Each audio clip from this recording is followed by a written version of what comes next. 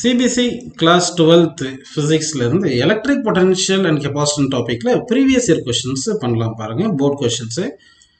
A parallel plate capacitor is first charged and then a dielectric slab is introduced between the plates. The quantity that remains unchanged is ன்னு சொல்றாங்க.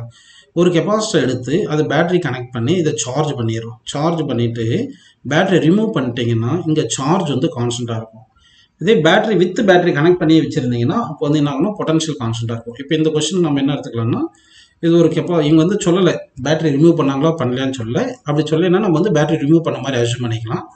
அப்போ வந்து ஒரு capacitor வந்து V பொட்டன்ஷியலை charge பண்ணிட்டு அப்போ Q charge இங்கே store ஆகிருக்கும். பேட்டரி ரிமூவ் பண்ணிட்டீங்கன்னா இங்கே சார்ஜ் Q வந்து ரிமைன்ஸ் கான்ஸ்டன்ட்டாக இருக்கும்.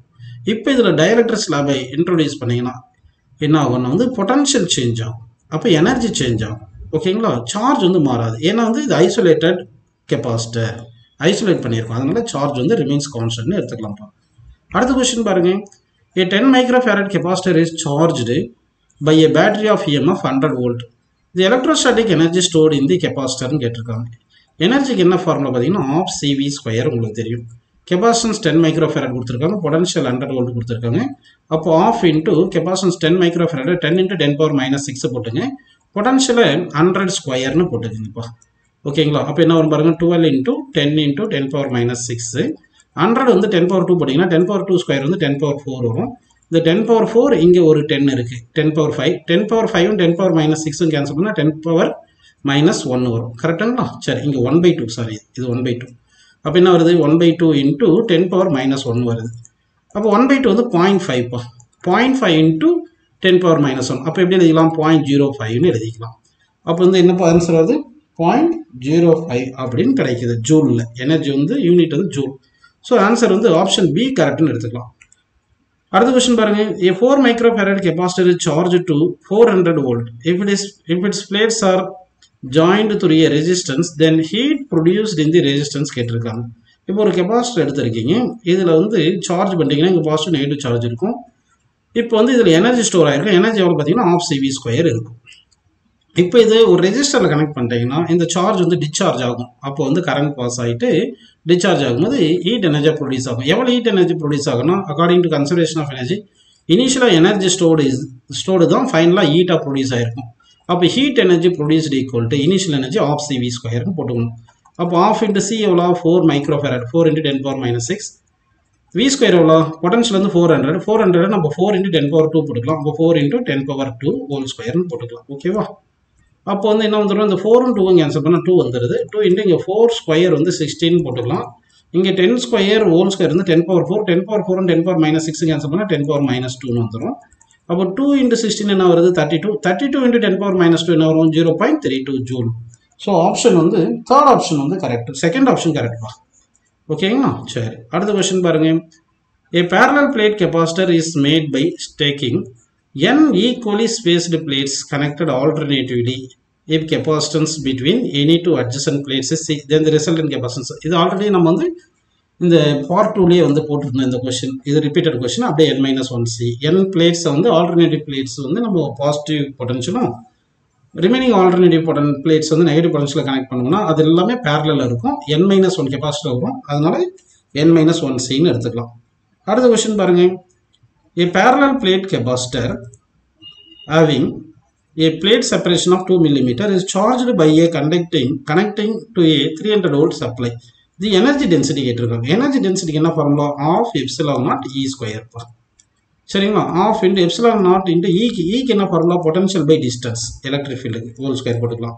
அப்போ ஆஃப் இன்ட்டு ε0 எவ்வளோ, 8.85 × 10⁻−12 போட்டுட்டு இன்ட்டு பொட்டன்ஷியல் எவ்வளோ கொடுத்தாங்க, 300 டிவைட் பை டிஸ்டன்ஸ் எவ்வளோ, 2 mm 2 mm மீட்டராக மாற்றிக்கலாம். 2 × 10⁻−3 மீட்டர் ஹோல் ஸ்கொயர். இப்போ இதை சிம்பிளை பண்ணணும். இதை நீங்கள் சிம்பிளை பண்ணிங்கன்னா உங்களுக்கு ஆன்சர் என்ன வரும்னு பார்த்தீங்கன்னா nearly 0.1 joule per metre cube. Energy டென்சிட்டின்றது எனர்ஜி பை வால்யூம், அதனால தான் energy unit joule volume metre கியூப்னு போட்டுட்டு ஆன்சர் நியர்லி 0.1 வரும்னு செகண்ட் ஆப்ஷன் எடுத்துக்கலாம். அடுத்த கொஸ்டின் பாருங்க. when two charged capacitors having capacitance and potential C1 V1 and capacitance C2 V2 respectively are joined with the help of the wire, the common potential கேட்குறாங்க. இப்போ 2 capacitor எடுத்துக்கலாம். இதுக்கு வந்து charge store எவ்வளோ Q1 equal to C1 into V1. இதுக்கு எவ்வளோ charge store second கெப்பாசிட்டருக்கு C2 into V2. ஏன்னா C2 கெப்பாசிட்டன்ஸை V2 பொட்டன்ஷியலில் கனெக்ட் பண்ணியிருக்காங்க. இப்போ இது ரெண்டுத்தையும் இப்படி பேரலில் கனெக்ட் பண்ணிங்கன்னா common potential equal to total charge by total capacitance. Total charge எவ்வளோ Q1 plus Q2. Total capacitance பேரல்னால C1 ப்ளஸ் C2 போட்டுக்கோங்க. ஓகேவா? அப்படிப்படினா Q1க்கு என்ன ஃபார்முலா C1 V1, Q2க்கு என்ன formula C2 V2 divide by C1 plus C2. இதுதான் common பொட்டன்ஷியலுக்கான formula. அப்போ second option கரெக்ட்னு எடுத்துக்கலாம்ப்பா. அடுத்த question பாருங்க. 2 capacitors of capacitance 3 microfarad and 6 microfarad charged to a potential 12 volt each. They are now connected to each other with a positive plate of each joined to negative plate of the other. அதாவது ஒரு capacitor இருக்கு, இதுக்கு positive இதுக்கு negative இருக்கு. இன்னொரு capacitor இருக்கு, இது negative இது பாசிட்டிவ். அப்படி கனெக்ட் பண்ணியிருக்காங்க. அதாவது பாசிட்டிவ் பிளேட் ஆஃப் ஒரு கெபாசிட்டர், நெகட்டிவ் பிளேட் ஆஃப் இன்னொரு கெபாசிட்டர் இப்படி கனெக்ட் பண்ணிட்டாங்க. சரிங்களா? அப்போ பொலாரிட்டியை மாற்றி கனெக்ட் பண்ணியிருக்காங்க. கனெக்ட் பண்ணிட்டு இப்போ என்ன கேட்டிருக்காங்க? காமன் பொட்டன்ஷியல் கேட்குறாங்க. காமன் பொட்டன்ஷியலுக்கு நம்ம என்ன ஃபார்முலா போன கொஸ்டினுக்கு பார்த்துருந்தோம்? போன கொஸ்டின் பார்த்தீங்கன்னா இந்த C1 V1 plus C2 V2 by C1 plus 2. ஆனால் இங்கே சார்ஜுக்கு மட்டும் என்ன போட்டிருந்தோம்னா இங்கே ஒரு மைனஸ் சைன் போட்டுருக்கோம். ஏன்னா ஆப்போசிட் பிளேட்ஸாக கனெக்ட் பண்ணியிருக்கோம். அப்படின்னா காமன் பொட்டன்ஷியலுக்கு C1 V1 minus C2 V2 divide by C1 plus C2ன்னு போட்டுக்கணும். அப்படி போட்டிங்கன்னா இப்போ வந்து ஈச் பிளேட்டு எவ்வளோ கனெக்ட் பண்ணியிருக்காங்க? இப்போ 12 வோல்ட்டு தான் இருக்குது. அப்போ C1 வந்து 3ன்னு போட்டுக்கிட்டு V1 வந்து 12 போட்டுங்க, மைனஸ் C2 வந்து 6ன்னு போட்டு V2 வந்து 12 போட்டுட்டு டிவைட் பை 3 ப்ளஸ் 6ன்னு போட்டுருங்க.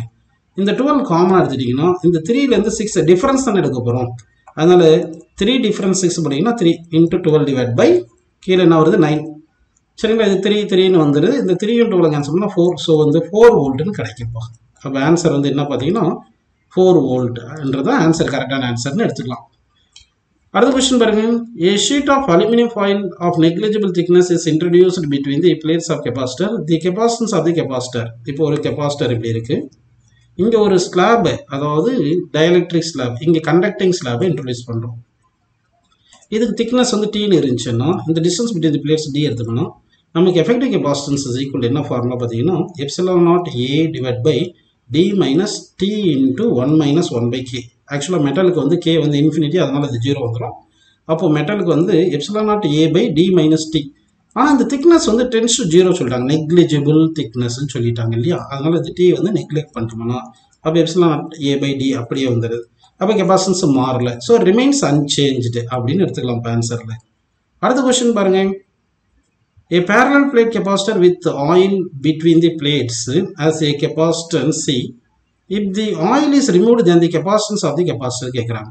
அதாவது capacitance in medium is equal to K times of capacitance in vacuum. அப்போ ரிமூவ் பண்ணுறாங்கன்னா capacitance in vacuum கேட்குறாங்க. அப்போ capacitance in vacuum equal to capacitance in medium by K. capacitance in medium தான் எவ்வளோ C இருந்தது, dielectric constant எவ்வளோ கொடுத்தாங்க 2. சரிங்களா? இது C medium வந்து Cன்னு கொடுத்துட்டாங்க, இது C டேஷ்னு வச்சுங்க. சரிங்களா? capacitance in vacuum C டேஷ்னு வச்சுங்க. ஏன்னா capacitance in medium வந்து Cன்னு சொல்லிட்டாங்க. அப்போ C by 2ன்னு வருது. ஸோ ஆன்சர் வந்து C by 2. After removing dielectric substance capacitance becomes 1 by K times அப்படின்னு எடுத்துக்கலாம். அடுத்த கொஸ்டின் பாருங்க. இப்போ copper plate of thickness B is inserted between the parallel plates, then its new capacity will become அப்படின்னு கேட்டிருக்காங்க.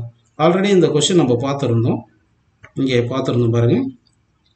இந்த formula போடும்போது capacitance for the metal plate introduce பண்ணும்போது கெபாசிட்டரில் வந்து ε0A பை D மைனஸ் Tன்னு சொல்லியிருந்தோம். ஸோ அந்த ஃபார்முலா எடுத்துக்கலாம். சரிங்களா? அப்போ capacitance equal to ε0A by D minus T. T தான் திக்னஸ் தான் எவ்வளோ கொடுத்தாங்க? Bன்னு கொடுத்துட்டாங்க கொஸ்டினில். So ε0A by D minus B is the correct answer அப்படின்னு எடுத்துக்கலாம். ஸோ அப்போ 30th கொஸ்டினுக்கு வந்து நமக்கு எந்த ஆன்சர் கரெக்ட்னு பார்த்தீங்கன்னா செகண்ட் ஆப்ஷன் வந்து கரெக்டான ஆன்சர்னு எடுத்துக்கலாம்.